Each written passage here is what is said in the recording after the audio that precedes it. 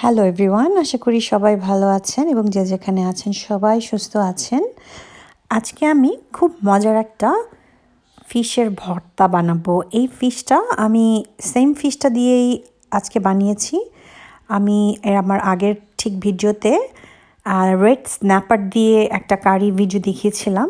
আজকে আমি এই ফিশটা দিয়েই ফিশের ভর্তা করব এবং অসাধারণ খেতে মজা হয়েছিল। আমি দেখিয়ে দিচ্ছি। প্রথমেই আমি ফিশগুলোকে কেটে ছোট টুকরো করে একটু লবণ দিয়ে মাখিয়ে নিয়েছি এবং একটা প্যানের মধ্যে সরিষার তেল দিয়ে আমি এখন ফিশটাকে লবণটা ভালোভাবে মাখিয়ে নেওয়ার পরে একটু করে ভেজে নেব ভর্তাটা বানানোর আগে। সো ফিশটাকে ফুল সিদ্ধ করব না, শুধুমাত্র এক পিঠ ও পিঠ দুটা ভালোভাবে ভাজি হয়ে যাওয়ার পরে আবার তুলে নিব। কড়াইটা যখন একটু তেলটা গরম হয়ে যাবে ফিশটা ছেড়ে দিলাম। দেওয়ার পরে আমি চুলার আঁচটা অনেক লো হিটে রেখেছিলাম। যেহেতু এখন ফিশটাকে আমি সম্পূর্ণ কুক করব না, সেজন্য হাই হিটে রাখার প্রয়োজন মনে করিনি।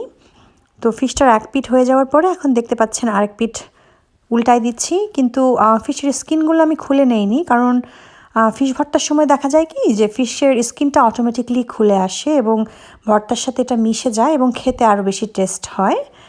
সো ফিশের পিসগুলো আমি এখন একটা টঙের সাহায্যে তুলে নিলাম। এখন আমি এই যেই অবশিষ্ট তেলটা ছিল সেটার মধ্যে কিছু রসুন ঝুলে এটার মধ্যে ভাজি করে নিচ্ছি এবং ঢেকে দিয়েছি।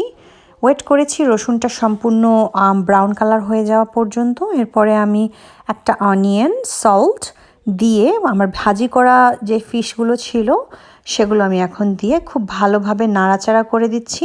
সাথে দিয়ে দিয়েছিলাম আধা চামচ জিরার গুঁড়া এবং কাঁচামরিচ প্রায় 12 থেকে 13টা। এই ফিশের ভর্তাটার মধ্যে বেশি করে কাঁচামরিচ দিবেন এবং অসাধারণ মজা হবে যত বেশি কাঁচামরিচ এবং ধনিয়াপাতা দিবেন। আমি আরও একটু সরিষার তেল অ্যাড করে দিয়েছি। সরিষার তেলটা আমি একটু স্লোলি অ্যাড করছি, কারণ এই রেড স্ন্যাপারটা আসলে একটু চিকেনের মতো। সো যার কারণে যত বেশি সরিষার তেল দিচ্ছি এটা একটু সোক করে নিচ্ছে। সো এই জন্যই আমি আস্তে আস্তে করে অ্যাড করেছি, সাথে আর একটু স্বাদ মতো লবণও অ্যাড করেছিলাম। তো এইভাবে অনেকক্ষণ নাড়াচাড়ার মধ্যে রাখতে হবে এবং ফিশের টুকরোগুলোকে আমি ভেঙে ফেলেছি এবং একটু পানি অ্যাড করে দিয়েছি যাতে টুকরোগুলো একটু নরম হয়ে যায়, যেহেতু ফিশটা একটু শক্ত টাইপের ফিশ। তো এভাবে প্রায় 10 থেকে 15 মিনিট আমি এভাবে নাড়াচাড়া করেছি, পানিটা শুকিয়ে যাওয়া পর্যন্ত।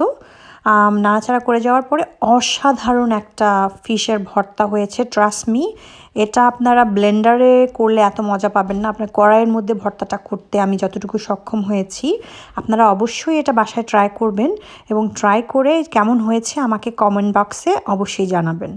আজকে তাহলে আমি এখানেই বিদায় নিচ্ছি, আবার আসবো নতুন আরেকটা ভিডিও নিয়ে।